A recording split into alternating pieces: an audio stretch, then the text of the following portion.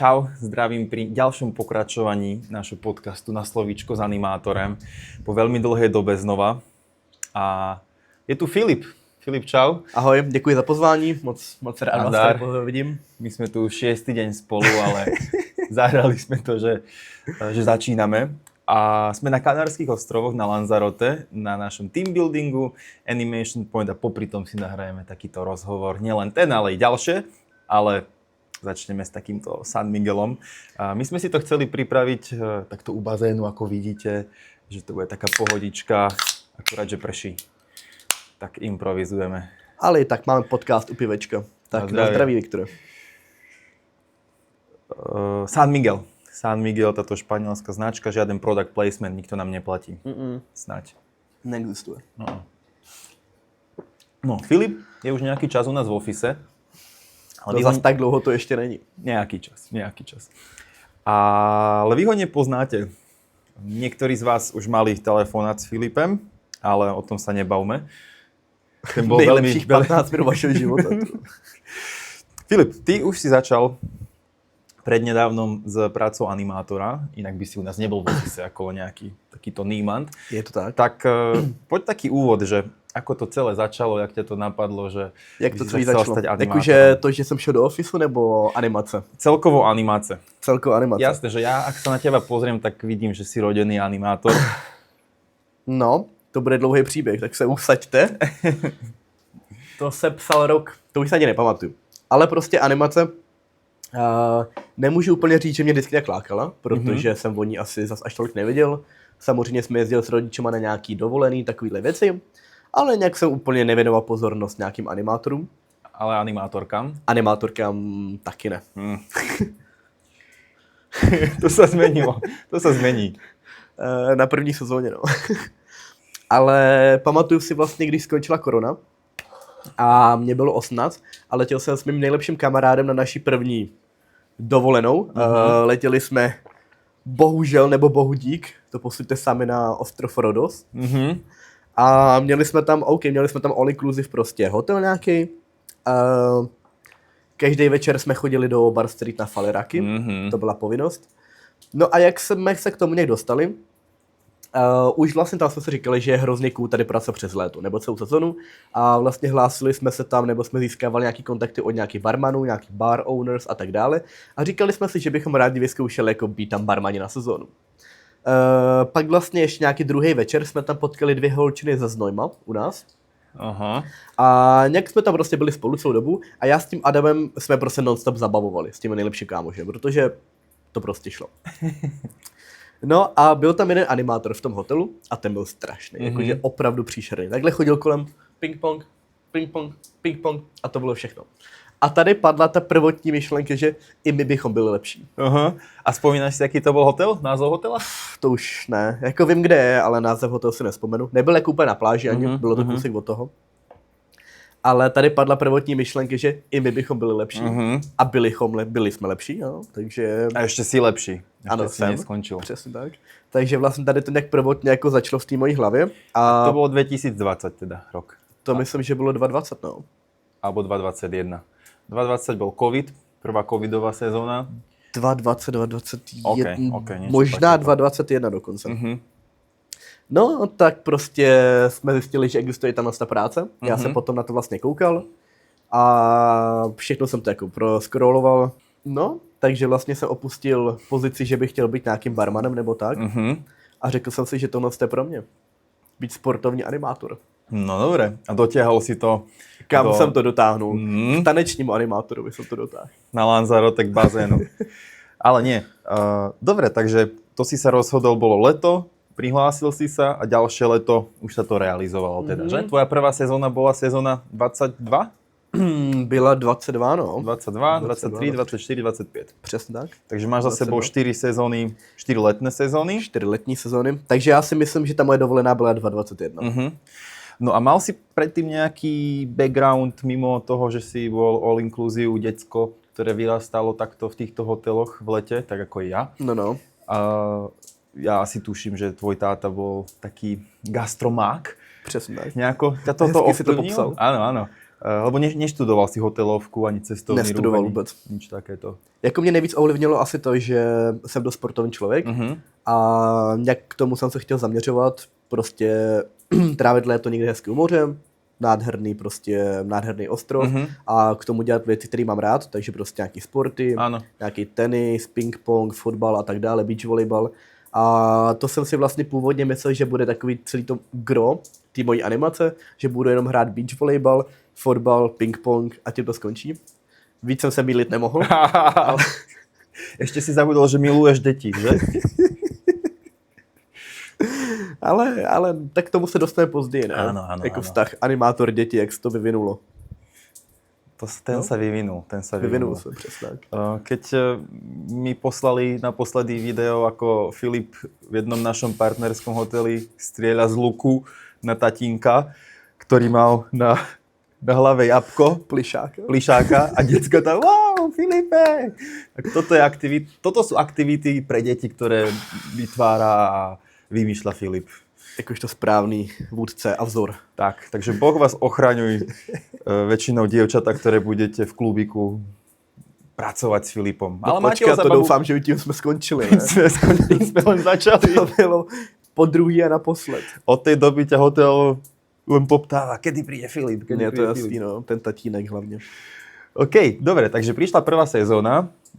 Čistá jasná si sa stal animátorom potom, ako si videl fakt animátora lúzra, ktorého to asi nebavilo, alebo mal len blbý deň, alebo blbý rok. Nebo blbý život. Tak si povedal, to zvládnem ja. A šel si do toho. Spomínaš si na svoj casting a školenie? Na casting si pamatuju, ale musím říct, že to bylo hodně hektický, protože to bylo vlastně před maturitou. Ano. Takže moje první sezóna vlastně byla taková, možná jako většiny z vás, že jste měli nebo máte maličko delší prázdniny, tak chcete vlastně někam vyrazit z Česka. Tak jsem to měl dost podobně. Pamatuju si, že jsem se učil, běžel jsem na casting, pak jsem se zase učil. Ale pamatuju si na casting, hlavně to nebylo tak daleko a byl jsem vlastně jeden z mála, který nemusel někam jako dojíždět. Reálně jsem to měl tramvají asi 8 minut. To jsme mali, kde jsme to mali? To bylo na Letný. Na Letný. Na Letný tam. Ano. By the way, Letná jediný správný fotbalový stadion, kdyby vás to zajímalo. Silné vyhlásenia. Takže na casting si určitě pamatuju. Na castingu jsem byl teda jediný kluk. Tak tam už jsem si jako říkal, wow, co se to jako děje? Kde jsou ty sportáci? Ale casting byl super. Ale samozřejmě to nemá na školení. Školení bylo absolutně v topu. A to myslím, že by vám měl spíš povyprávět Viktor, jak vypadalo naše školení. Výborně. Protože o našem školení se vedou legendy až do dneška. Je to tak. Myslím, že na poslednom školení, alebo na party sme tancovali s rýchlovárnou konvícií. A toto vzniklo práve na školení, keď tam bol Filip. A tam už boli sportáci, takže... Tam už byli, no. Takže to dopadlo práve. Už to takto dopadlo, školenie bolo super, aj party večerná bola super. Bolo to jedno z prvých školení, kedy nám pani riaditeľka hotela ukazovala zábery z bezpečnostných kamier. Že ako to vyzeralo. A bavila sa na tom. Tým vás srdečne pozývame na školenie, zažijete tam niečo, na čo budete spomínať i 4 roky potom. Ale nesmíte se bát, pokud budete spát v 9, tak nebudou žádný vzpomínky. Tak. No dobre, školenie, respektíve casting, školenie, predpokladám, že potom prichádzala job offer. Maličko to trvalo, ale přišla. Áno. Ty si pracoval s našim zahraničným partnerom Pingwave? Jenom s nima. S nikým iným. V rámci medzinárodného hotelového týmu, medzinárodného lomené italsky. A Filip? Nebo spíš Filip a Italové. Filip a Italové. Kde jsi byl na první sezóně? Pěkně. Na první sezóně jsem byl na ostrově Rodos, v Řecku, kdyby to někdo nevěděl. Ano. V Evropská unie. Prosím. Ano. V oblasti Kolumbia na severu. Byl to hotel Mikripoli. Skvělý hotel, jako opravdu v topu. Rodinný, dost dětí. Dost dětí, hromada dětí. Ale ne, jako fakt moc příjemný hotel. Pěkný, velký amfiteátr.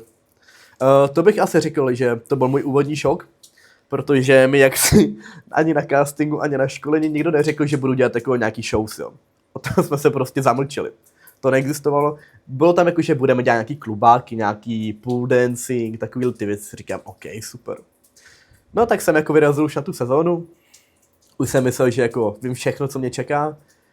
Dorazil jsem asi ve 2 ráno, protože jsem ještě čekal na letiště na jednu naši českou kolegyni. No a dorazili jsme tam a potkávám mýho teda šéf animátor v amfiteátru, obrovský amfiteátr pro takových, kolik tam může mít, 500-600 lidí, hromada lidí. A on na mě spustí, že no tak za 2 dny tady tancujeme, že máme show a já. Jakože já a tancovat. Tak to jsem razantně a diametrálně odmítnul, že neexistuje. No a za 2 dny jsem tam tancoval. Tak to je. My sa na školení bavíme, keď berieme deň animátora, večerné programy, že existujú tanečné večerné programy. Veľké množstvo z vás si to nedokáže ani predstaviť, ale Filip je, a vážne bez srandy, taký ten príklad, kedy z človeka, ktorý nevie, ktorá je pravá ruka a pravá strana na klubáku. My jsme hráli jenom na Ačku, Bčku na fotbale. Ačku dominantní, Bčku prostě levá, ta druhá. Tak Filip sa dostane do prvej rady na tanečnom večernom programe a tlieska mu 500 ľudí. Jako musím říct, že opravdu na začátku jsem se šíleně bál. Hlavně mých prvních pár shows bylo příšerných. Koordinace absolutně nulová, ale bylo to vtipný na to koukat. Ale po těch 4 sezónách, nebo ne ani po těch 4, ale vlastně už po té první, mě to jako začalo fakt hodně bavit. A byl to takový pík celého toho dne. Ano. Prostě třešnička na dortu. A hlavně, co se mi na tom líbí nejvíc, je tak, že ty lidi kolem toho bazénu nebo v tom hotelu absolutně netuší, že bychom jako i capable of doing něco takového, jakože jsme toho schopní.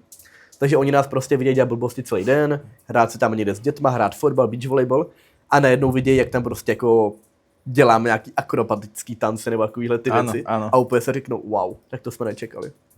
A troufnu si prostě říct, že po těch pár sezónách, pár letech nejsem samozřejmě profesionální tanečník a nikdy nebudu, ale nejsem marný. Jako byly tam už nějaký opravdu vydařený shows, vydařený tance a hodně mě to chytlo. Ja súhlasím. Ja som Filipa videl tančiť na prvej sezóne. Na tejto poslednej ne, ale 2024 áno a fakt Filip je schopný tanečník. Necíti človek sa trápne za neho, ak sa na neho díva. To je ako kompliment. To je dobrý kompliment, nie? Dlho som ho hľadal. My sme sa videli na prvej sezóne, tam si bol ešte také mladé ucho, spomínam si, nosil si takú bandánu, mal si blond vlasy už tak na konci sezóny, takže to jsem byl já, no. To si bol ty správny sporťák. Poďme možno tak postupne, ty si začal, že myslel si, že to bude ping-pong a beach volley a futbal, taká tá naivná predstava, že pinknem si a idem si dať šlofíka, kafičko a pivečko. Tak to bude každý deň. Čo bol taký ten najväčší šok? Bol to ten fakt, že budeš tančiť, alebo celkovo tá predstava, a to netvrdím, že zrútená predstava, veď na školení sa o tom bavíme, že to není placená dovča. No, čo bol taký ten najväčší šok pre teba? Určitě to tancování, to jsem jako zmiňoval, to byl takový největší šok. Ten zbytek jsem už nějak tak čekal, jak jsem měl představu o tom, jak to bude probíhat. Možná mě překvapila maličko až ta intenzita toho.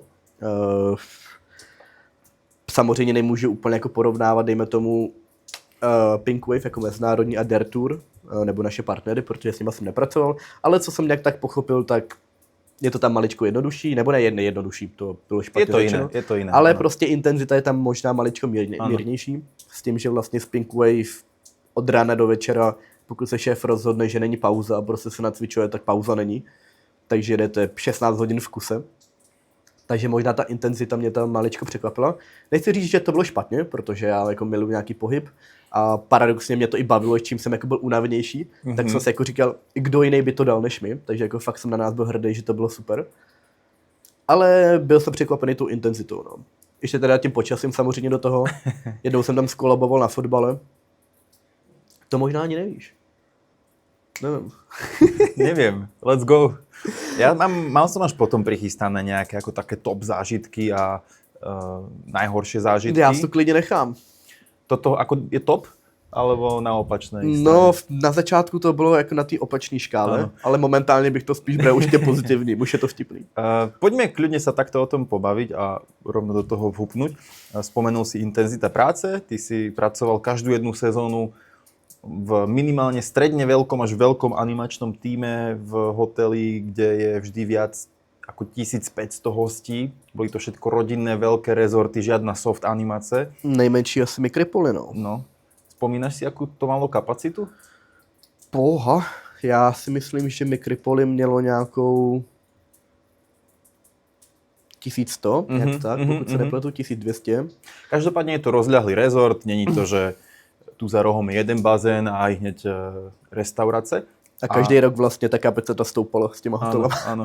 A posledný rok ti stúpali kopec, pretože si bol v hoteli, Ten byl hodně nepříjemný teda. ktorý bol strmý a prevýšenie si mal ako na Mount Everest každý deň. Ak si sa musel dostať späť do amfiteátra a do svojho pokojíčku z pláže. Ale to ešte počkajme. Takže poďme kľudne k tej fyzickej náročnosti. Tým, že to všetko boli hotely, ktoré boli náročné a aktívne, tak možno to môžeme i spojiť do jedného. Ako hodnotíš celkovo takto fyzickú náročnosť práce animátora v tých tvojich podmienkach? To znamená veľký akčný hotel, tanec, show, guest kontakt od rána do večera, aktivity či už s deťmi, s dospelými, fitness, 6 dní práce, 1 deň voľná, po dobu prvá sezóna 3,5, posledná 5 mesiacov? Tak no, byla tam jedna 6měsíční vlastně a ta další už ani nevím. Ano, ano. Fyzickou náročnost hodnotím jako velkou určitě, ale v tom dobrém slova smyslu. S tím, že člověk, pokud prostě na to není tolik zvyklý, tak si dokáže najít nějaké svoje věci. Z mojí strany bych jako fyzickou náročnost ohodnotil jakože absolutně extrémní, ale to je vlastně jenom kvůli mě, protože mě prostě bavilo dělat jako všechny ty fitness aktivity, pak z toho běžet na sport, pak běžet rovnou na minidisko a pak rovnou na show. Ráno si dal Filip 10 kilometrov výbeh. Takže mě to prostě bavilo, samozřejmě potom už to mělo nějaký následky, teda ať už fyzické nebo mentální, ale bylo to dost náročný. Jak jsem říkal, prostě pokud se šéf animátor rozhodne, že dneska žádná pauza nebude, tak člověk je docela v háji, ale nechci někoho odrazat od toho nebo tak. Prostě i když člověk na to úplně není zvyklý, tak si vždycky najde potom tím pádem nějaký klid. Ať už půjde na chvíli do miniklubíku, nebo prostě si popovídá s tím týmem, že hele, já dneska bych rád něco klidnějšího, nějaký stretching, nějaká yoga, takovéhle ty věci. Minidisko samozřejmě taky nemusíte tancovat každý den jako já. ale tak. Filip zbieral kroky, pálil kalórie. A nie, súhlasím s tým, čo vysvetľuješ. Je niekto, kto by sa zbláznil v takomto type hotela a potom naopak je nejaký super animátor, ktorému viac vyhovuje ten soft. Když vás to chytne, ale tak vás to nepustí. Áno. Ja som zastancom tej aktívnejšej animácie, ale znova, není to pre každého. Je to možno i ťažké si predstaviť pred tou prvou sezónou. S tým súhlasíš, že OK, bol si aktívny, hral si fotbal, bol si jak z divých vajec, ale dokázal si to predstaviť, že toto bude takáto intenzita, alebo... To asi ani ne, asi ne, nebo určitě spíš ne, ale pak jsem hodně rychle pochopil, že ono je reálně lepší se nezastavit, než se nedej bože zastavit a dát si nějaký odpoledního šlofíka, protože potom člověk už se neresetuje, jak my tady říkáme na Lanzarote. Takže mě reálně mnohem víc pomáhalo to, že jsem se jako nezastavil. Celý den jsem prostě běhal, o pauze jsme šli do gymu a pak znova. Než abych prostě šel na pláž a tam spal 2 hodiny, protože by mi to udělalo akorát tak špatně. Áno. Nemusí to byť recept pre každého. Určitě ne, prosím, nedělat to, ale pokud vás to baví, tak je to super. Mali ste v týme asi i ľudí, ktorí si teda dali toho šlofíka, odpočinuli si a brali to viac... No to byla moje první sezóna. Ta poslední už byla o šlofíku. Už si to bol ty ten mistr šlofík. Dobre, čiže fyzická náročnosť takto, ak sa bavíme o veľkých hoteloch. Pracoval si v Grécku na Rodosu prvú sezónu, ďalšie další byla na Krétě. Na Krétě a potom znova na Rodosu. A pak 2krát zase na Rodose. Tak fyzická náročnosť dosť vysoká. Paid holiday? Nope. Ani náhodou. Je to super, protože já vlastně vždycky říkám, co je největší výhoda téhle animace, že člověk má všechno placený. Má tam ubytování, má tam jídlo, má tam prostě pojištění, má tam i cestu prostě tu letenku. Takže reálně 100% z té výplaty si můžete schovat a prostě šetřit na nějaké další věci. Samozřejmě většina lidí to tak úplně nedělá, ale já jsem zastánce toho, že si tam fakt můžete vydělat i víc než tady v Česku, protože pokud bych tady v Praze měl jako platit nájem, do toho nějaký služby, tak se to ani nevyrovná. Ano. Takže je super, že samozřejmě člověk do toho dostane i nějaký peníze ale pořádně se to odmaká, Ano. to určitě. Súhlasím, určite súhlasím. A aby sme to nepreskočili, tá fyzická náročnosť, ty si už spomenul, že ťa to chytilo v prvej sezóne a dohnalo na fotbale, na volejbale? Na fotbale to bylo. Pokud někdo z vás zná hotel Mikripoli, tak vlastně tam kousek za bazénem je taková nádherná umělka a tam jsme právě hráli fotbal. To je dobrá. A jak Viktor vzpomínal, že je to rodinný hotel, tak jsme měli hromadu dětí, hromadu teenagerů a hromadu dospělých samozřejmě. A u nás jsme tam byli vlastně jenom 2 fotbalisti, který to vlastně hodně bavilo. A byl úplně pík té sezóny, myslím, že to byl nějaký srpen, byly odporný vedra, jakože opravdu nějaký 40 venku minimálně. A pokud někdo z vás byl na rozpálený umělce, tak takový ten černý kaučuk, ty gumy, tak jako z toho vám je úplně špatně. No a já jsem ten den hrál fotbal pro děti půl hodiny, potom fotbal pro teenagery půl hodiny a fotbal pro dospělý půl hodiny. A to už bylo na konci dne, takže předtím ještě byl celá půlka dne. Takže 1,5 hodiny jsem tam prostě běhal tady na tom rozpálém kaučuku. No a po té hodince a půl jako příjemný najednou jsem se tak zastavil. Říkám si, tyjo, co se to jako děje? Že už to není úplně ono. Chvilkový blackout, ležím na zemi. Kolem mě hromada těch hostů, že jo, protože tak byli už kamarádi, dejme tomu, znali jsme se. No tak mě prostě polili, vzali mě a odtáhli mě do backstage. Takže jsem se maličko zpamatoval, dal jsem si jablečný juice A je to také, že ťa to v úvodzovkách akože dalo ti to facku, že OK, musí sa o seba starať? Lebo predpokladám, bol si po maturite, človek je mladý, ja som mal taký pocit, že je nezastaviteľný a zvládne to aj teplo, tak teraz sa nenapijem hodinu a nemusím mať 4 banány a 4 tablety magnézia, ale zvládnem to. Ale asi v týchto fakt ako náhle je extrémne teplo, človek maká už niekoľký mesiac takto, tak to člověka doženie. Že toto se stalo i tebe? Docela jo. Nemůžu říct, že si teďka na sebe dávám úplně pozor, protože můj půd sebezáchovy není úplně ideální. Jak Viktor říkal, dal jsem si 10 kiláků, ještě včera jsem měl uzlinky, takový nateklý. Ale Filip byl včera na surfu, tak to je pravda. Celkom mu ty dutiny prepláchla morská voda. Ale určitě jsem si jako dával na sebe, začal jsem si na sebe dávat maličko víc pozor. Takže pokud jsem opravdu viděl, že je náročný den, tak už jsem si na to dával víc pozor. Ale musím uznat, že to za mnou přišlo vlastně až tu noci sezónu. Kdy jsem si vlastně všimnul, že po tom celém náročném dnu, pokud hlavně večer máme nějakou show s nějakýma akrobatickýma prvkama, tak už prostě vím, že na večer musím mít nějakou energii. A párkrát se mi jako stalo, že už tam nebyla. A pak už šlo docela o nějaký zdraví, o bezpečí. Takže... To som veľmi rád, že toto vyslovuješ. Ja to tak možno doplním ako ten zodpovednejší. Fakt. Pretože fakt môže dôjsť k úrazu. Ako náhle to človek prepálí a môže to byť i tak, že dajme tomu, je večer pred tým party a človek je nevyspatý. Ten večer potom, keď máte tančiť a ako popisuješ, urobiť nejaký výskok, častokrát jde o zranění a treba si dávat na toto pozor. Hlavně, jak jsi říkal, že člověk pokud je mladý a v životě nic takového vlastně nezažil nebo tak, to jsem byl přesně já. Celý prostě můj život jsem vždycky běhal, vždycky mi bylo dobře, nikdy se nic nestalo. Ani teďka se ještě naštěstí nic nestalo, všechno OK. Ale už jsem se jako uvědomil, že hele, nejsem v Česku, kde možná bude vedro, ale jako fakt je tady 40 stupňů, na ty umělcích bylo možná 60. Takže tam už jsem si fakt začal uvědomovat, že hele, nejsou úplně super hrdina zase. Ano, to je dobré, že nebo to takto vyslovu. Ano. Jsem, ale i ten má svůj prostě kryptonit. Ten jeden day off, aby si doplnil ten stamina bar z červeného na oranžový. Aspoň oranžový, presne tak.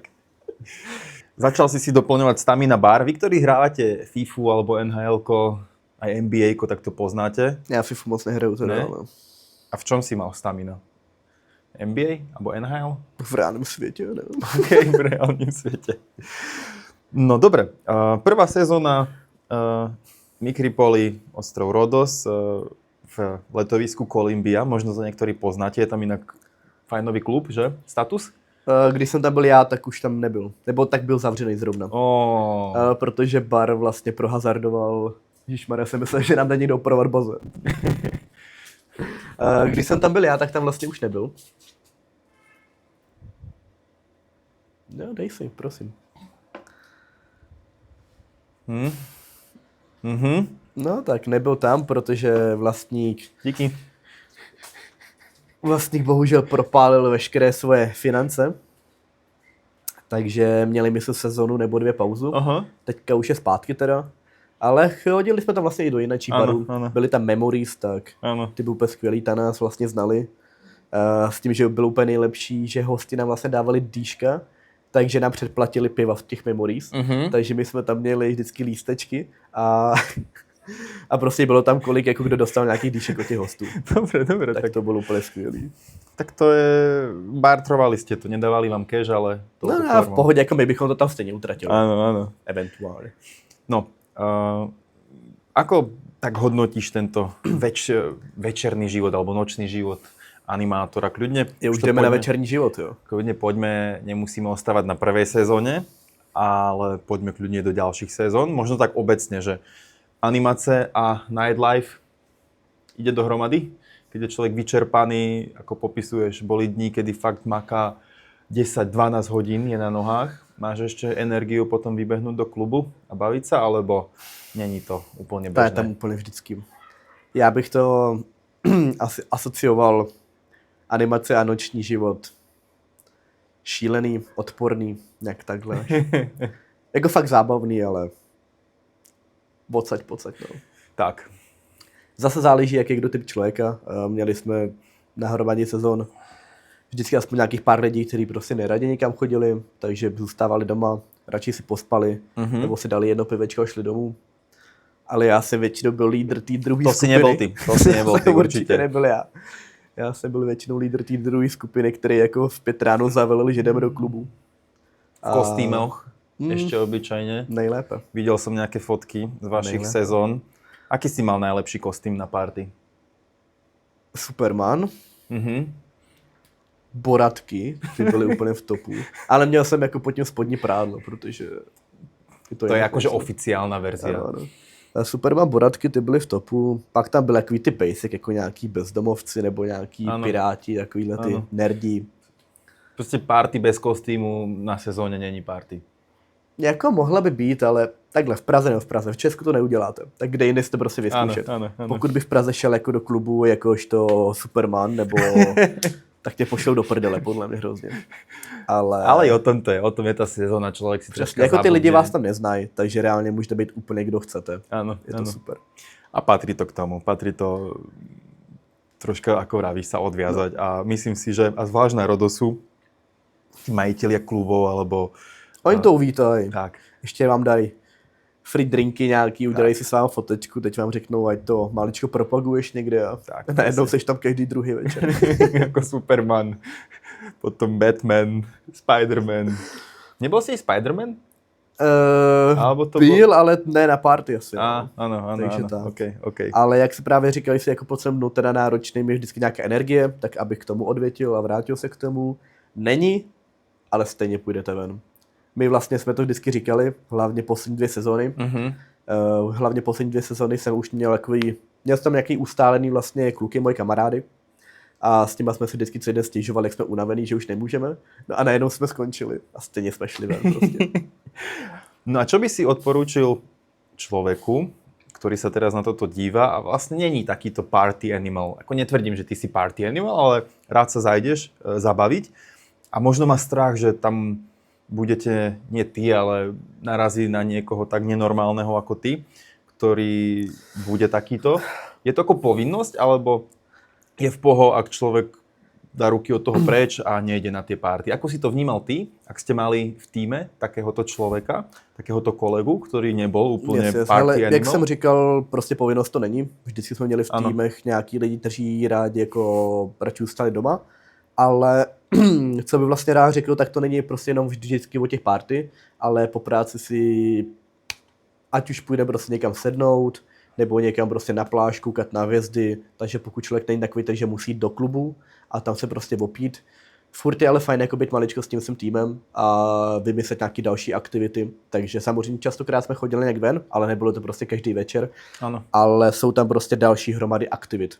Takže prostě koukali jsme na hvězdy na pláži, když hlavně vlastně padaly. To bylo úplně nádherný, skvělý zážitky. Měli jsme nějaký movie night, měli jsme vlastně nějaký hry v backstage a tak dále. Takže určitě bych doporučil neodcizit se úplně od toho týmu, dejme tomu, že pokud celý tým jako něco dělám, chápu, ne vždycky nálada prostě být s týmem, hlavně když s těma 24/7, občas jako se běžte vyspat, ale je tam vždycky hromada aktivit, není to vždycky o alkoholu, vždycky o nějaký party a tak dále, ale těch variant je tam prostě spousta, no. Takže, jak říkám, lepší si odpočinout občas a sem tam se připojit tyhle aktivity, než jako být vždycky úplně mimo, no. To potom už bylo citelný vlastně na té chemii toho týmu, že tam byli lidi, kteří zase ne na každý sezóně, a dejme tomu teďka na té poslední, tak jsme měli takovou skupinku, která prostě byla úplně out, jakože ve všem. Což nám přišlo maličko jako škoda. No. A ako funguje potom tá spolupráca? Ja s týmto maximálne súhlasím, že v animácii je náročné nájsť si čas na seba. Zároveň pre tú chémiu toho tímu v práci je extrémne dôležité, aby tí ľudia vedeli spolu vychádzať a mali čistý stôl ráno, vedeli si kľudne večer predtým zanadávať a posťažovať sa jeden na druhého, možno sa i pochváliť, samozrejme ideálne. Ale ako sa ti pracovalo s ľuďmi, ktorí vlastne boli mimo, neboli úplne ako ty, neboli takí aktívni, zapálení celkovo pre ten animačný vibe, pre ten tím, keď si mal takýchto ľudí. Možno je to taký stereotyp, že nejaká slečna v miniklubu, ktorá chce byť ráno fresh na tie deti, aj skrz nejakú svoju zodpovednosť sa možno bude tak strániť týchto večerných alebo nočných aktivít. Je to potom, ako si to vnímal ty, že pracuješ s človekom, ktorého vlastne nepoznáš, s ktorým netrávíš čas? Ako to vnímáš? Jako furt je to prostě práce, takže pokud tam byli takovýhle lidi, se kterými já jsem reálně netrávil tolik času a jak si vlastně sám řekl, skoro se mi neznal, tak nemůžu prostě někoho soudit, samozřejmě oni tam prostě taky přijeli pracovat, nepřijeli tam dělat jako nejlepší kamarády na život, nepřijeli tam chodit na party a tak dále. Takže já jakožto prostě pracovník toho hotelu, tak ti potom zajímá ta práce. Takže pokud někdo odváděl absolutně skvělou práci, nebo ne skvělou, ale prostě fajn, OK, acceptable práci, jakože co týče animace, tak se by s ním pracovalo super, protože jsem viděl, že do toho dává nějakou energii a bylo mi reálně úplně jedno, jestli s náma jako někde byl včera nebo nebyl, ale pokud nám to prostě jde v práci a pokud tam se tomu nevyhýbá a dává do toho nějakou energii, tak jsem s tím úplně OK. Jasně. Takže jako fakt nemusíme být spolu 24/7, to ani nejde, člověk prostě potřebuje nějaký alone time. Nějaký lidi jsou prostě takový, nějaký vyhledávají něco jiného, ale jak jsem prostě říkal, hlavně potom v té práci. Takže pokud to jako nešidili v té práci, tak mě se s ním opracují úplně nádherně. Áno, rozumiem. No dobre, v rámci tvojich sezón, ako sme naznačili, vždy si bol v tíme, kde bolo asi 10 a více animátorov. Dokážeš to možno nejako rozdeliť na nejaké typy animátorov? Nazvem to, ty budeš prototyp aktívneho sporťáka, ktorý je za každú srandu. Aké ďalšie také animačné charaktery alebo persóny si tam spoznal? Já bych nerad někoho urazil. Začneme pozitívne. Pozitivně, jo. Tyjo, to je jako dobrá otázka, ale to bych si rád nějak připravil spíš. Teda, tak ještě můžeš přemýšlet chvílku. Jako takhle. Chceš spíš jako fakt nějaký kategorie, nebo jako nějaký... Dajme kategorie. Dajme kategorie, s ktorými sa niekto môže stotožniť, že OK, bavíme sa s tebou, ako som naznačil, že aktívny sporťák, ktorý je za každú srandu a je fakt, že aktívny od rána do večera, veľmi spoločenský. Ale nemusí každý takýto byť animátor. Jasne. Aby si niekto nemyslel, ja musím byť ako Filip, aby som bol ako animátor, ideálne ne. Nie, žartujem. Ale že existuje i človek takový a takový, aj ten je super animátor. Takový typ, který se nám docela často objevoval, byl jako taneční typ, že prostě byl animátor tanečník, který ale nechtěl dělat nic jiného, takže prostě tanec je život, ať už jako jsem tancovala v životě nějaký takovýhle věci, super. Ale prostě přes nic jiného jako to se jako to nešlo. Takže samozřejmě nějaký show, jsem tam nějaký minidiska, potom když byly Aquazumby, super, ale tím to asi končilo. A ten typ se jako mi paradoxně docela opakoval, takže to byl takový typ. Pak určitě je typ maličko spíš negativní. takovej otrávený miniklub animátor, protože v miniklubíku všichni asi tušíme, ta práce vypadá maličko jinak. Samozřejmě furt musí být aktivní, ale není zas až tak aktivní, jako když jste kolem bazénu, nebo když animujete sporty, vodní polo, beach volleyball. Nemusíte tam na někoho řvát vyloženě, nemusíte tam úplně z vás sršit ta energie. A častokrát se nám prostě stávalo, že v tom miniklubíku to bylo spíš takový uspávací, že jako teď se někomu nechtěl nic dělat, teď to bylo, že... Tak to byl taky docela takový typ jeden. Animátor, typ animátora, který rád spí, který vždycky zaspí a každou pauzu prostě prospí. Většinou to byly Italové teda. Samozřejmě asi nějaký Češi se najdou, ale tak to byla taky taková fajn kategorie. Tak už máme 3, to možno i stačí. Myslím, že docela fajn, jako asi bychom nějaký našli, ale... Ak by ťa napadlo, tak doplníme. Tak ale poďme sa dostať k tomu najviac povolanému v týmu. A to sú šéf-animátori. Ja dám také intro, ty jazdíš s identickým šéf-animátorom. Tak ako si ty predstavuješ ideálneho šéf-animátora? A možno to bude vlastne i opis tvojho, dovolím si tvrdiť, super kámoša a tým lídra, s ktorým... A nemůžu popsat sám sebe? Zkus. Ne, tak jako co se týče šéf-animátorů, tak ať už ta práce vás může bavit sebe víc, nebo ta firma je sebe lepší, reálně asi 78, možná i ne 80% jako toho, jak vás to může bavit nebo nebude bavit, je na šéf-animátorovi. Tedy prostě pokud to bude skvělý člověk, tak vám zařídí nejlepší léto vašeho života.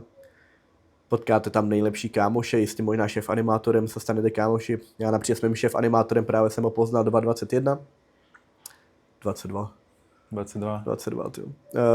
No a od té doby jsme vlastně spolu byli už 4krát, s tím, že se mě vlastně pokud vyžádal, abychom jeli spolu.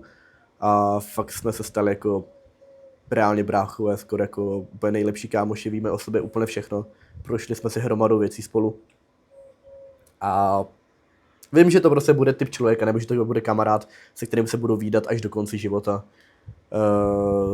Máme spolu už jako hromady plánů, ať už nějaký zase animační, nebo vím, že prostě až bude nějaký můj velký den, tak on tam bude, nebo až bude nějaký jeho velký den, tak tam zase budu já. Takže troufnu si tvrdit, že ten šéf-animátor je asi nejdůležitější právě část té animace, protože on to prostě řídí. Takže pokud to bude superový člověk, což vám všem přeju, tak zažijete absolutně parádní léto. Samozřejmě běžte tomu naproti, jo? Pokud vy budete hovada, tak ani nejlepší šéf-animátor vás nezachrání. To je jako pardon, ale zase takhle jednoduchý to není. Áno, není to jednostranný vzťah, určite. Přesně tak. Musí to být taková symbióza. Nejaké možno 3 až 5 vlastnosti, ktoré ty si možno vážiš na Robertovi, ak ho takto nazveme, to je jeho meno. By the way. A ktoré by podľa teba ten správny šéf-animátor mal mať.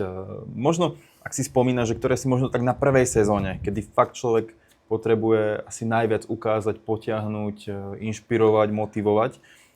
Možno už na 3. 4. sezóne človek vie od prvého dňa, od prvého momentu, že aká je náplň práce a ako má vystupovať ako animátor. Ale čo si tak ocenil na tom Robertovi spätne, že čo ti ukázal na animaci? Je tady určitě pár vlastností, který vlastně já jsem tam někam zapisoval, který by jako správnej šéf animátor měl mít, nebo prostě vůdce, nebo nějaký responsible.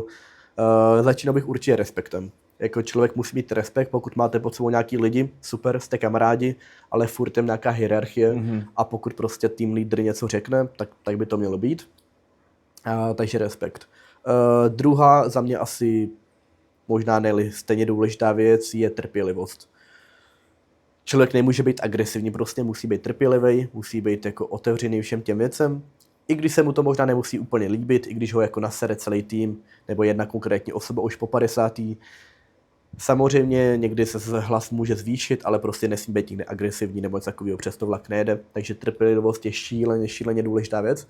A to je možná věc, kterou cením asi nejvíc u Roberta, protože bylo x situací, kdy já bych už dávno vypěnil a on to prostě ustál jako s takovou noblesou elegantní a jsem si jako říkal, já bych normálně fláknul už.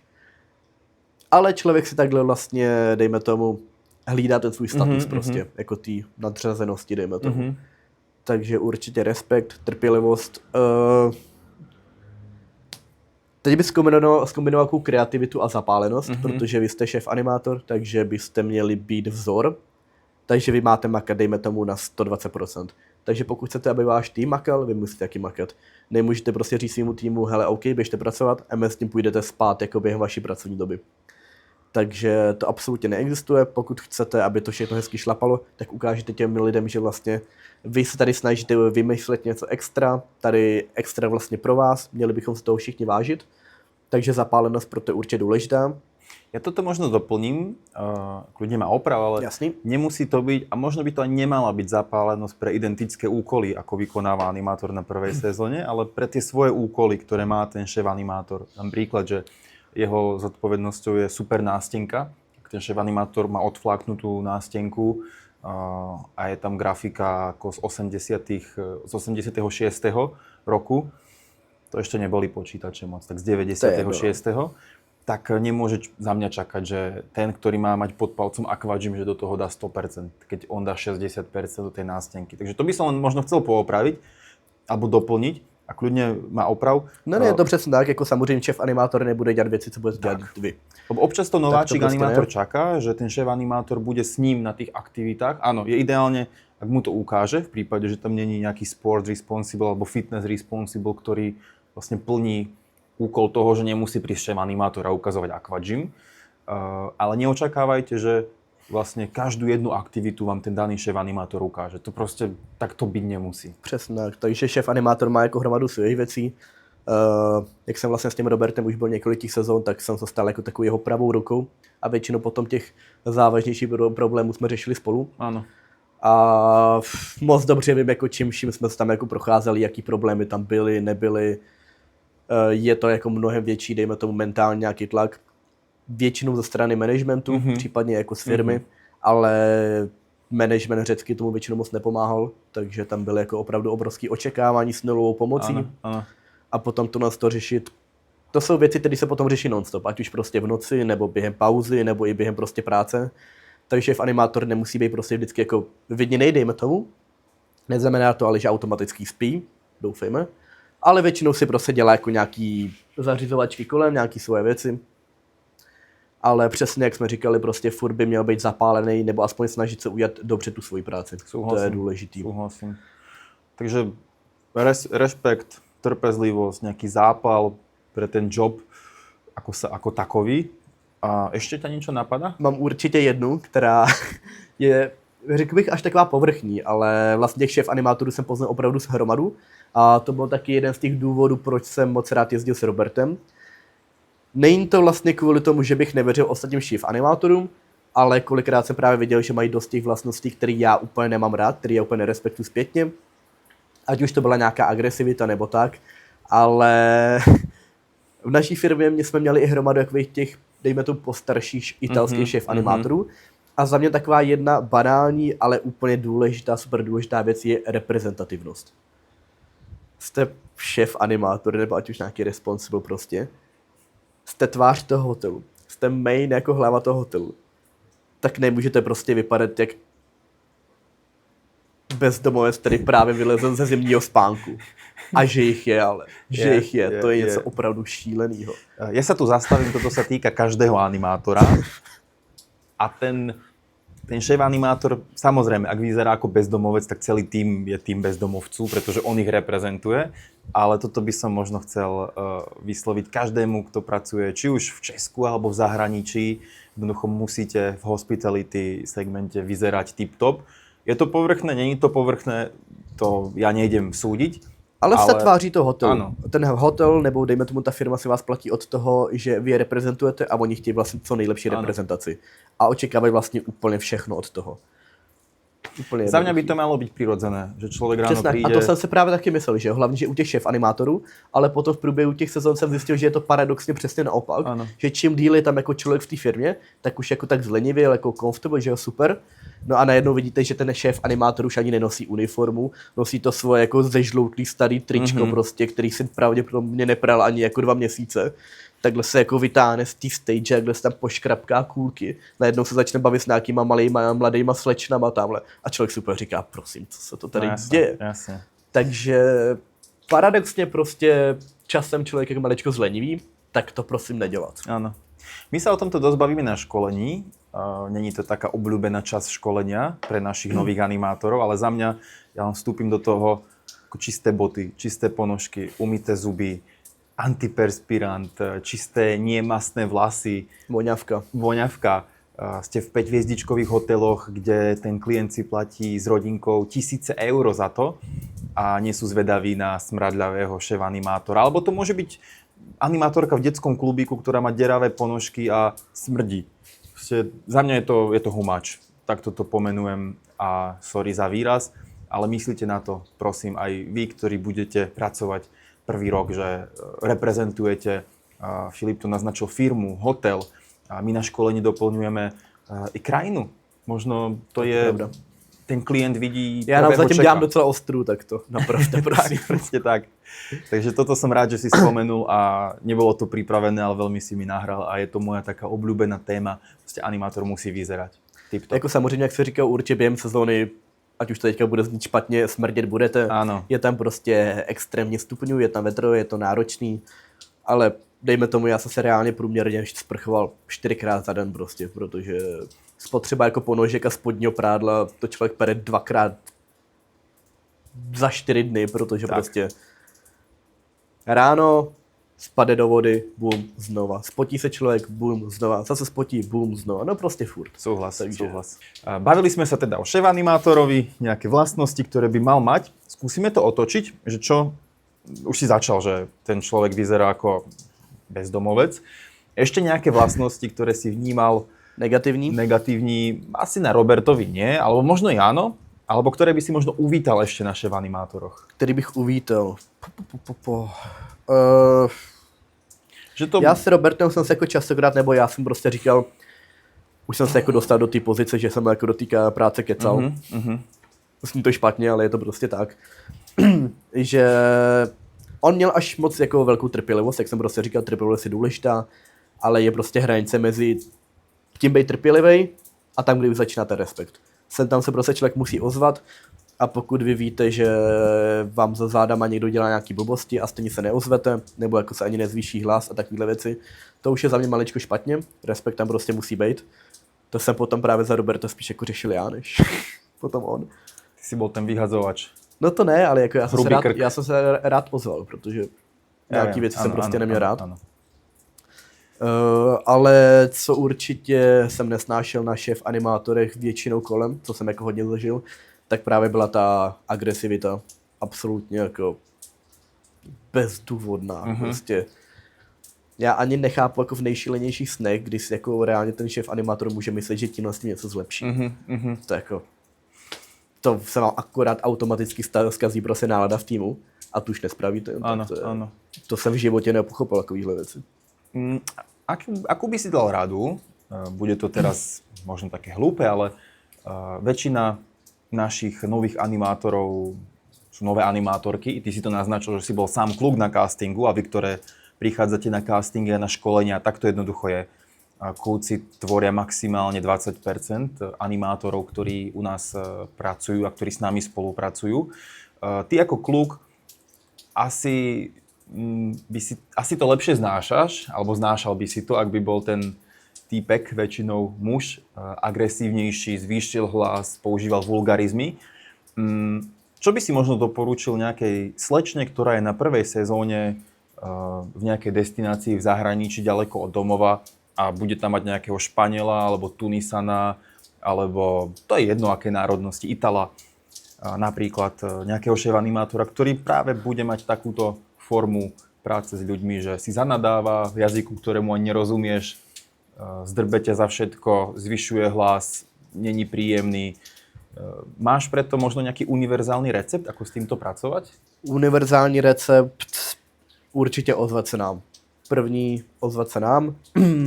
Samozřejmě není to prostě jediná věc, může to být, jako ta nálada může být dost podobná v tom týmu, takže popovídat se dejme tomu v tom týmu, když to má někde podobně, pokud někdo zažil nějaký podobné věci, pokud máte nějakého supervizora možná v hotelu, nebo neříkám jako vyloženě manažera, ale pokud s ním máte prostě fajn kontakt nebo tak taky nemusí být od věci si vyloženě popovídat s ním, ale furt bych to první řešil jako první s náma, že nám dáte vědět, ať už napíšete, zavoláte, že ahoj, jsme tady a máme tady takový a takový problém. My vám samozřejmě zkusíme dát na to nějaký recept, poradit ještě blíž, ale nemlčet o tom nejlépe, protože to, co se vlastně zamlčí, tak většinou tam akorát se tak ububla a většinou se to ještě zkazí víc. Ano, určitě. Takže samozřejmě není fajn úplně se hádat zpátky, protože s hloupejma lidma se prostě nedomluvíte. Neříkám samozřejmě, že každý, kdo řve, je hloupej, ale lepší je prostě uznat, dejme tomu nějakou chybu, i už jako, dejme tomu to nafejkovat prostě a radši jako odejít z toho, než se zbytečně dostávat do nějakých konfliktních situací, protože přesně pokud se bavíme o nějakých možná Egypťanech nebo Tunižanech, který to mají sem tam v nátuře, tak tam jim to prostě nevysvětlíte. Tak, súhlasím. Ja možno doplním, nebrať si to často osobne, tak ako častokrát ten človek to nemyslí akože na vás, proste on je takýto. A takto sa bavil s ľuďmi 10 rokov dozadu a bude sa za 10 rokov baviť s ďalšími, pretože si myslí, že je to OK.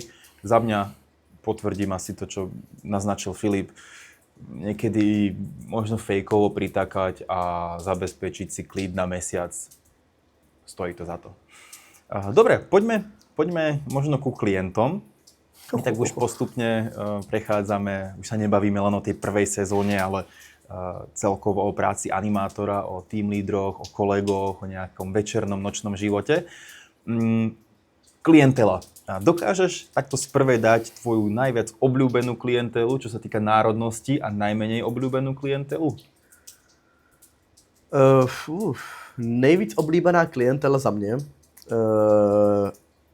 jsou vlastně takový dvě skupinky, bych to asi řekl. První jsou Angličani. Prvně všichni mluví anglicky, děkuju, konečně se nemusím dorozumívat nějakým dalším jazykem. A hlavně jako ten level potom té konverzace je maličko jinačí, takže lidi z Anglie, tak s nimi si dokáží popovídat o diametrálně odlišných věcech a jako fakt tam řešíme nějaký deep talky, dejme tomu, než prostě s nějakým postarším německým párečkem, protože to už je moje chyba, že moje němčina není na tak vysoké úrovni. Možná bychom zavzpomínali na jejich staré dobré mládí, kdy ještě to bavilo. Hast du eine Schwester? Wie heißt dein Hund? Dein Hund, ja, Wof, Wof. Takže určitě Angličani. Není to ale tak, že Angličani jsou jako moje nejoblíbenější národnost, ale přesně vyloženě odpovídám na otázku, jaká je moje nejoblíbenější klientela v hotelu. Kdyby to byla národnost, tak se bavíme o něčem, možná, tak se zase bavím o něčem vyloženě úplně jiným, ale v hotelu jsou Angličani super tím, že umluví anglicky. Častokrát jsou maličko podnapilí, což vám odlehčuje prostě práci animátora úplně šíleně, protože vám v tom dost pomáhají. Takže to je hodně důležitá věc. Není trápne ticho. Většinou oni přichádzají s tím small talkom za vámi. No dejme tomu, anebo tam prostě hodí fakt nějaký úplně idiotský témata, který by vás možná ani nenapadly. A pokud jste správný animátor, tak ano, ale bojíte se to nadhodit. Okay. A není prostě s nima nuda, většinou mají vlastně rádi sporty, ať už se bavíme o nějakých šipkách, pingpongu, fotbale. 70% mých vlastně konverzací s Angličanama bylo o fotbale. Pro ně je to náboženství, pro mě je to taky hodně důležitá věc, takže bylo vždycky o čem mluvit. A druhá vlastně skupina moje oblíbená bych to dal do takové podskupiny Skandinávci. Finsko, Norsko, Švédsko i Dánsko většinou, i když tam už je to maličko jinačí. Ale to je zase jinačí skupina v tom, ale že jsou to většinou inteligentní lidi, nerad to jako nekategorizuju teďko, ale většinou jsem se s tím takhle potkal, že jsou to jako chytrý lidi, takže Angličané taky většinou jako fakt v topu. A hlavně jsou jako sportovní. To se mi na nich vážně většinou líbí a kolikrát jsme se tam prostě jako popovídali o nějakých sportech nebo jsme šli nějaký extra aktivity s nějakýma prostě skandinávskýma klukama jsme si šli zaběhat, protože to prostě rádi dělají. Takže jako Skandinávci jsou takový za mě super. No. Jako samozřejmě máte i Angličany, kteří jsou špatní, Skandinávci, kteří jsou příšerní, odporní, chcete od nich utíkat. Ale takhle, kdybych to měl nějak zprůměrovat, Ano, tak jsou ano. to tyhle dvě země. Aha. A na opačnej strane spektra? Na opačné straně spektra mám jednu skupinu, kterou určitě nemám rád, ale jak říkám, nechci to nějak bagatelizovat a nechci někoho ovlivňovat, takže národnost říkat nebudu, ale vždycky bude nějaká národnost, která vám prostě nesedne, ať už z nějakých osobních důvodů, nějakých geopolitických důvodů, dejme tomu, i když to by neměl být žádný motivátor k tomu. Nějaký vám prostě můžou připadat takový nudnější, nějaký otevřenější, tak to vlastně většinou je. To jim samozřejmě nemějte za zlý, prostě Španělé a Italové budou mnohem otevřenější než Estonci a Litevci, dejme tomu, když to samozřejmě může být úplně super lidi, ale nepřijdou k vám jako s otevřenou náručí a nezačnou vás zulíbávat a objímat. Ano. Ty vieš, kto je Gargamel? No, Tak on mal kočku, mačku. no, Vieš, aké mala meno? netuším. Azrael. OK, Už som blízko tej národnosti? asi jo. Asi jo. Tak takto jsme to uhrali politicky korektně. No, takže jako samozřejmě názor si jako udělejte všichni sami. Já nerad kategorizuju lidi bez nějakých předchozích zkušeností, ale troufnu si říct, že po těch 4 sezónách už jsem jako potkal opravdu tisíce a tisíce lidí z různých národností. A prostě to jako tak je, že jako předsudky se jako vytváří na nějakých reálných základech. Takže samozřejmě, pokud jste 1000krát slyšeli, že starý německý pár bude pravděpodobně nudnej, tak prostě asi bude. Asi jo. ano. Jako, Asi ano. samozřejmě možná budou super, neříkám, jako ať si s těma nepopovídáte, běžte za nima, poptejte se na něco, ale asi nečekejte největší zážitek svého života. No. Áno, áno. No a Češi? Češi na Ježiš, to jsou dovolenke? hrozný hovorat. Ale hrozný. Tak, troška sa tu pristavíme. Češi na dovolenke. Jako já reálně až tuhle už 4. sezónu, musím říct, že jsme měli v hotelu hodně Čechů, nebo hodně. Ano. Ani ne hodně, ale v porovnání s těma předchozíma sezónama jich bylo víc. První sezónu za skoro 4 měsíce tam bylo pár rodin. Druhou sezónu za mých 6 měsíců, to jsem byl i sám Čech vlastně v týmu. Tam jsme měli, myslím, asi 4 rodiny, ani to ne, za 6 měsíců. Tam jsem jako úplně zapomněl mluvit česky, neexistovala čeština. V Rhodos Princess další sezónu, tam už jich pár bylo, ale jako fakt to nebylo víc jak nějakých 5% klientely, jako co se týče aktuální obsazenosti. A tenhle rok jsme tam měli jako občas takový český vlny, no, že nějakých týden, 2 najednou tam jako byl Václavák na pláži. Ale musím uznat, že jsou zajímavý, no, jakože Hodně... A čím zaujímavý? hodně pijou, OK. hodně pijou. Tak to jsem to trafil. Šíleně si jako stěžujou, ale šíleně. A to jako, to já jsem vlastně říkal už ještě předtím, než jsem měl nějakou moji sezonu, že nemám rád vlastně ten český vlastně close minding, že si pojďme na všechno stěžovat. Jako fakt se máme super a není důvod se stěžovat na všechny tyhle věci. Chápu, že jste si zaplatili jako docela tučný jako peníze za nějaký hotel a že možná se vám tam sem tam něco nelíbí, ale častokrát to byly absolutní banality. Ano. Jako fakt úplně hrozný. Pokud vám nefunguje klimatizace na pokoji, OK, to je problém, je tam 40 stupňů, to není příjemný. Chápu, že si někdo bude stěžovat, ale jako stěžování na to, že tady není tak dobrý pivo, nebo na to, že zrovna nemám stín, protože mi ho tamhle vyfoukl někdo jiný. Rozumím, ano. To jako bylo hodně častý. Český maminky, to je jako za mě úplně nová kategorie. To jako, o tom se radši ani bavit nebudeme. To je... Já vždycky říkám, že není nic horšího, než svobodná maminka na dovolený. Cez deň alebo večer? To je úplně jedno. OK. To je úplně jedno. Hlavně, když jich je víc ještě. Aha, Jakože jedou aha. nějakou girly vacation, you know. Tu by sme stereotypy o Čechoch na dovolenke asi ukončili, alebo máš niečo pikantné na záver s tými českými maminkami slobodnými? Alebo to necháme off record? To bude asi nějakou placenou verzi. OK. No, poďme teda postupne k záveru. Máš za sebou 4 animačné sezóny, bol si teda na Rhodose 3-krát, medzi tým na Kréte. Dokážeš možno z toho si vytipovať 1, možno 2 top zážitky, na ktoré spomínaš a budú to pre teba nezabudnutelné chvíle a dodnes sú.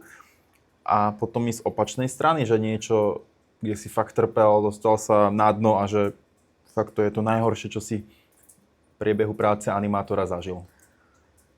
Co se týče těch pozitivních zážitků, tak určitě mám nějaký vytáhnu, ale rád bych jako řekl, že to je celý ty sezóny prostě byly šíleně pozitivní. Takže docela těžko se jako vyhledávají nějakých pár věcí, ale pokud máte prostě 4-5 měsíců, kdy každý day off nebo každý den prostě jedete na pláž, je nádherný počasí, svítí na vás sluníčko, máte prostě fajn náladu, tak možná v ten moment to není jakože úplně pík vašeho života, protože už vám to přijde normální, ale potom, když se na to zpětně vzpomenete, tak je to absolutně geniální, prostě super. To, že jste poznali jako nový kamarády, nebo nějaký nový animační lásky, prostě jste zažili tolik zážitků, tak je to všechno super. Ale samozřejmě tam prostě jsou momenty, na který člověk nezapomene. Z každé sezóny mám asi jako pár nějakých zážitků, které jsou fakt super, ale pokud bych měl vybrat asi takový moje dva jakože fakt top zážitky. Asi nejlepší zážitek, tak vlastně byl, když se zase budeme bavit tady o tom Robertovi, tak on vlastně připravil vlastně svůj show, byl to vlastně obrovský muzikál a bylo to, aby vlastně na konci, byl takový romantický muzikál, aby prostě tohohle muzikálu požádal jeho přítelkyni o ruku. To, jak to potom všechno dopadlo, to už je vlastně na další povídání. Už spolu teda nejsou, long story short, ale to je jedno, já jsem vlastně znal oba dva jakože x let, takže byl jsem prostě, nebo jsem jejich dobrý kamarád a pomáhal jsem vlastně vytvářet tu show jako reálně od začátku až úplně do konce. Tolik prostě nocí, které jsme se tím jako prodrali, fakt to byly extrémně náročný tance, všechno bylo vypočítané na vteřinky, všechno prostě perfektní. Fakt jsme se jako na to hecovali šíleným způsobem a tím pádem jsme jako hecovali i ty lidi. Takže prostě do toho amfiteátru, to bylo v Rhodos Princess zrovna, do toho amfiteátru, kde se vejde podle mě nějakých 600 lidí, tak jsme tam měli jako asi 800 lidí s tím, že všichni stáli kolem, jako fakt to bylo něco neskutečného. Nádherně se to povedlo, byl to za mě jeden z nejlepších večerů, možná jako nejlepší večer mýho života, bylo to úplně geniální, protože prostě 800 lidí tam kouká na něco, co vy připravujete skoro jako rok. To bylo úplně šílený, fakt to bylo jako i na dobrém levelu. Teď samozřejmě předtím byly nějaké překážky, prostě já jsem si vykloubil rameno, tak jsme si nebyli jistí, jestli jako to zvládnu nebo nezvládnu, všim takovéhle věci. A nakonec to dopadlo všechno absolutně parádně. A samozřejmě já to mám prostě hlavně zveličení tím, že je to prostě můj nejlepší kamarád. Takže jsem tam potom bulel jak malá želva, když jako ji požádal o ruku. Těba alebo ju? Ju, ale já bulel. Chápem. Takže to za mě byl jako hodně silný moment, to bylo něco skvělého, no. Takže to byl asi můj nejlepší zážitek. Super. A pak ten druhej, ten byl jako víc spontánní, ale fakt jako byl taky super. To vlastně byl úplný konec mojí druhé sezóny, 6měsíční, v Cretan Village na Krétě, kousek od Hersonisosu. A tam jsem právě byl vážně jako vlastně full sezónu, 6 měsíců. A když jsem se vracel domů, full sezónu, vlastně bylo to 6 měsíců, ale jel jsem nějak začátkem října.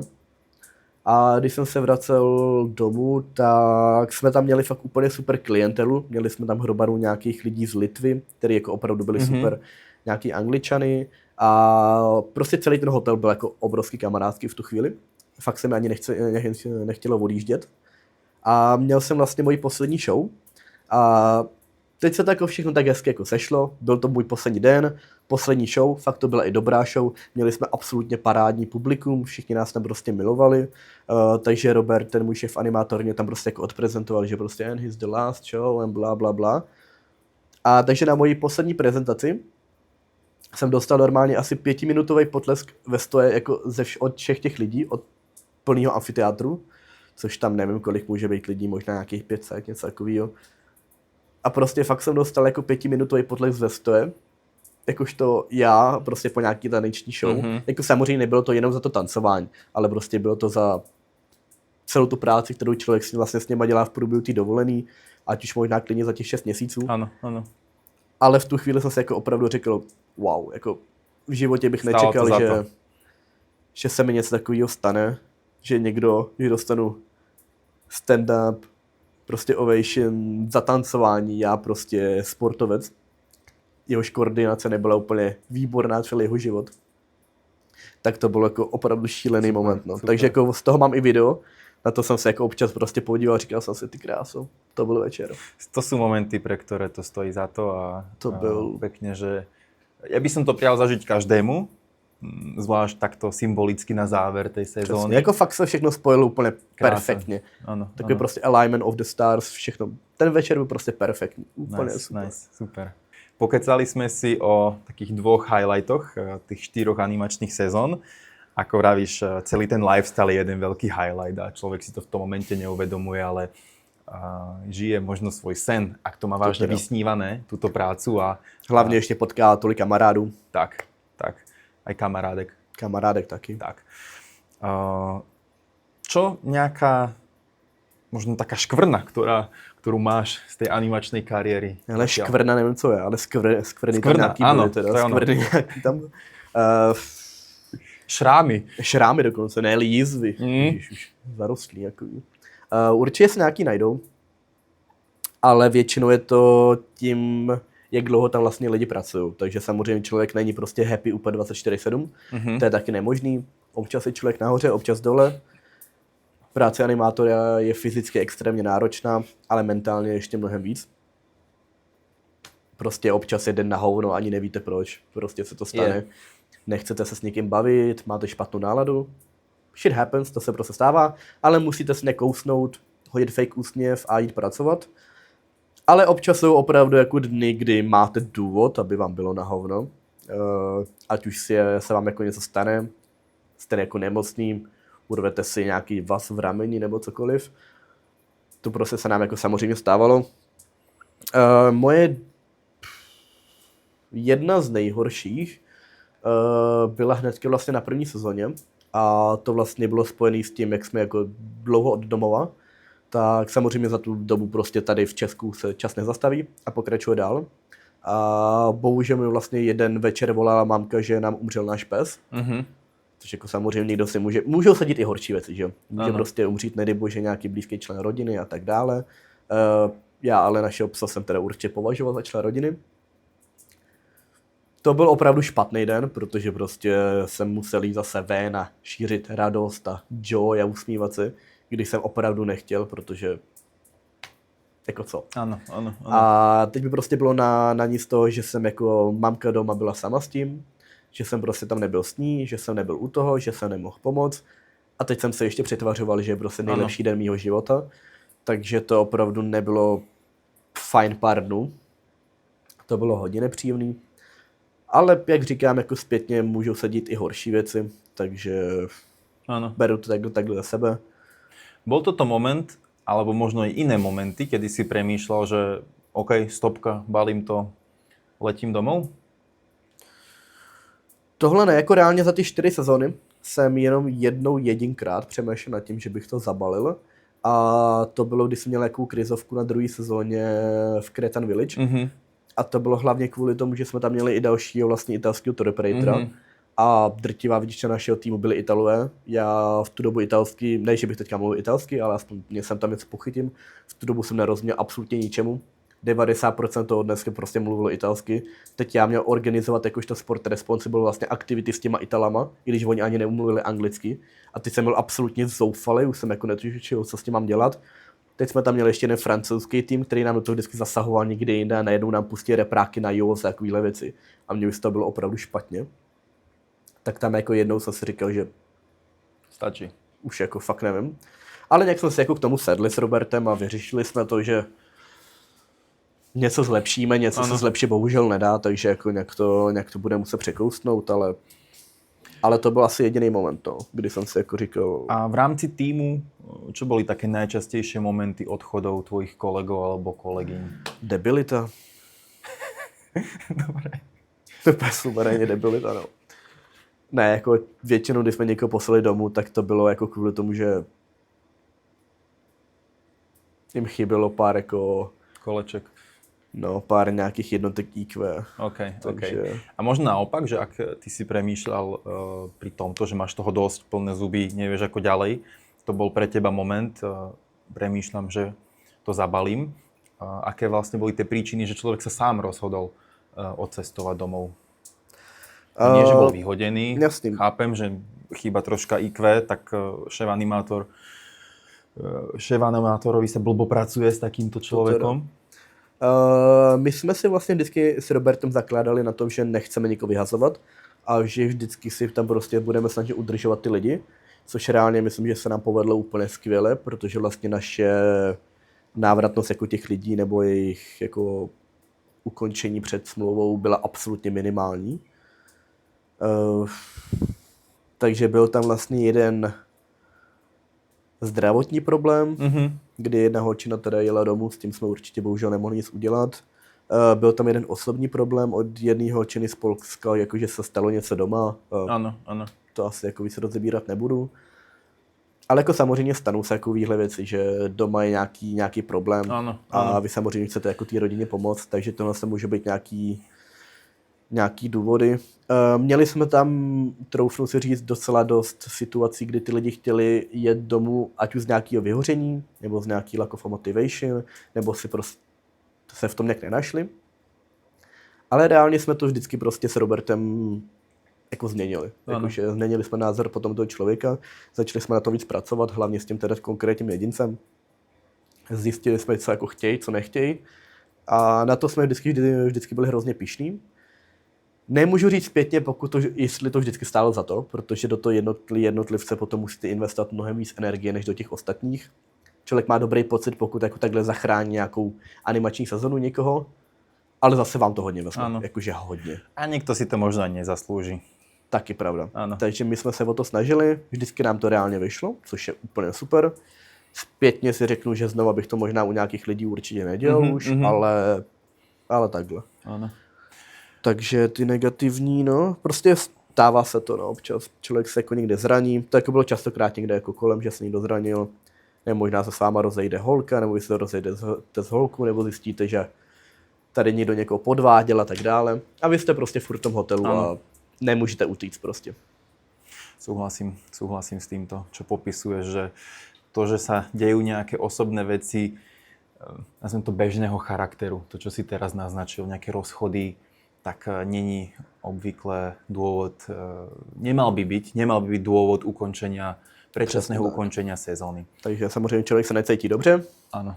Ale to je ono. Takže člověk, i když na té animační sezóně, i když to vypadá, že je to úplně jako oddělený život a že vlastně nic jiného neexistuje, jste v takové animační bublině, což vlastně miluju, protože člověk nevnímá svět okolo, ale to neznamená, že ten svět okolo se zastavil. Ano. Furt to prostě běží a furt tam dějou i dobré věci, i ty špatné. Áno.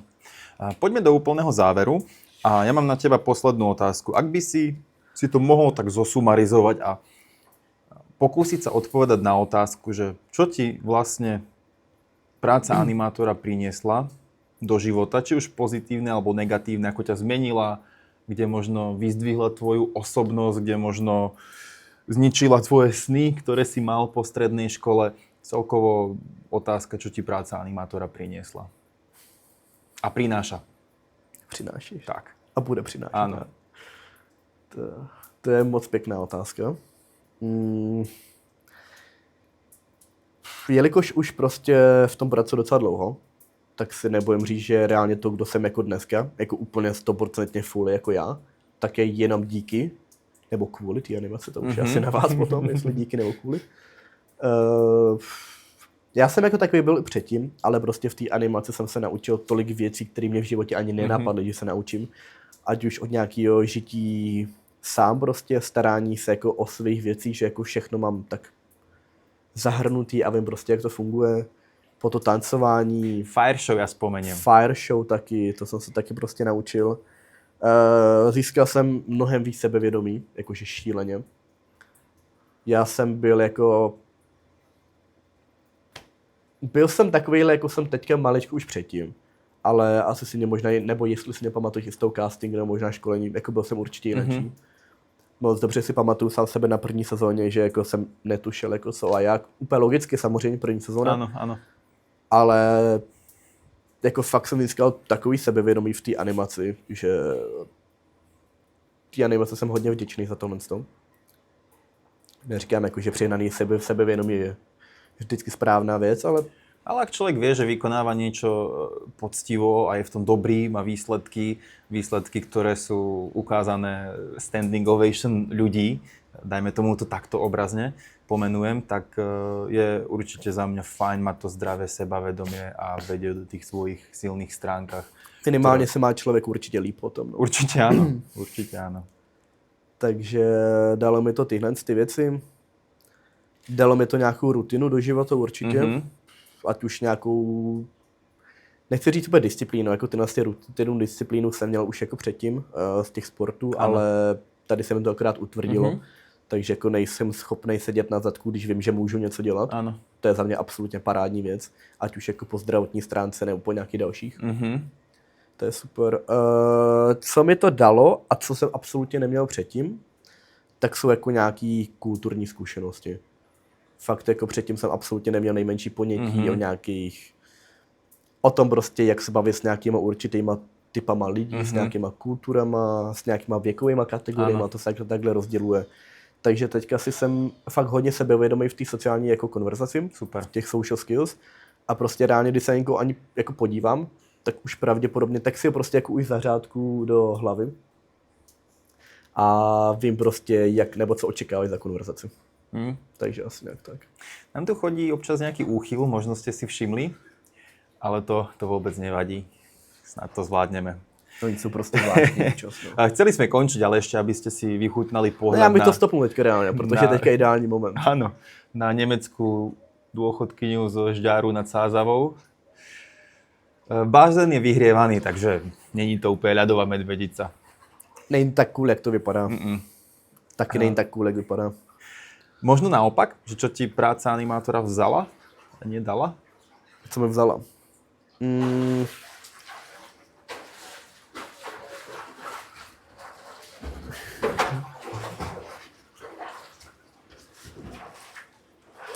Ježišmarja, je to tvrdý.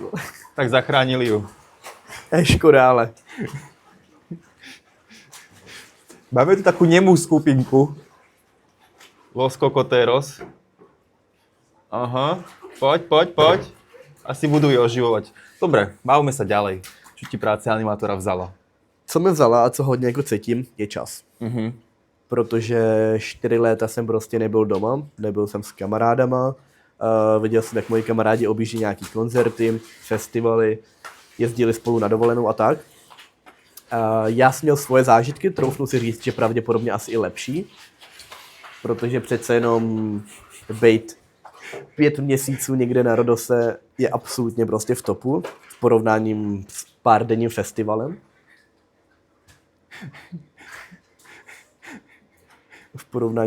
festivalem. Ale samozřejmě mě to prostě mrzelo, když jsem jako viděl, že někam jedou jako bez mě a tak dále.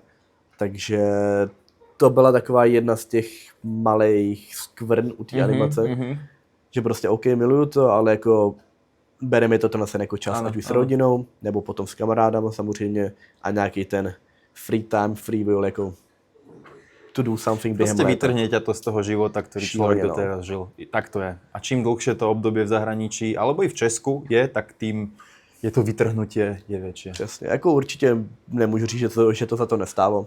Já těch zážitků jsem jako zažil mnohem víc, než kdybych objížděl nějaký festival nebo dovolený. Ale je to prostě jedna z těch mála věcí, která maličko teda trne. No. A poslednú otázku, ktorú ti položím, znova, už sme sa o tom bavili, že kľúci a práca animátora, za mňa to ide dohromady, ale aj my s tým máme problém, že jednoducho sa nám nehlásia chalani, kľúci. Ty vole, nebuďte sračky, vole. Chcel by som položiť túto otázku, že čo by si im odporúčil, ako by si ich troška namotivoval, aby nemali, ja neviem, strach, rešpekt, alebo aby mali väčší záujem o túto prácu. A jaký typy kluků chceme? Šikovný, inteligentný človek, ktorý má rád aj detí, aj dospelých a nemá problém sa troška strapniť, rád si zatančí, rád si zašportuje. Proste, keď sa pozrieš na mňa. Takhle. No. Já bych furt jako motivoval dost podobně, prostě člověk dokáže zažít nejlepší léto svého života s českýma svobodnýma maminkama. Kluci, nemajte strach, není to trapné, absolútne táto práca. Tančiť v rúžovej sukni a v rúžovej čelenke minidiskotéku je... Takhle, budete to dělat jenom tam, já to taky nemám rád, jo, ale... Ale nosíš to i do ofisu. Ale prostě tam vás ty lidi neznají, je vám to docela jedno. Takže nemajte strach si zo seba urobiť troška srandu a je to super. ono sa to vráti. Ten život není zas tak vážný. Tak.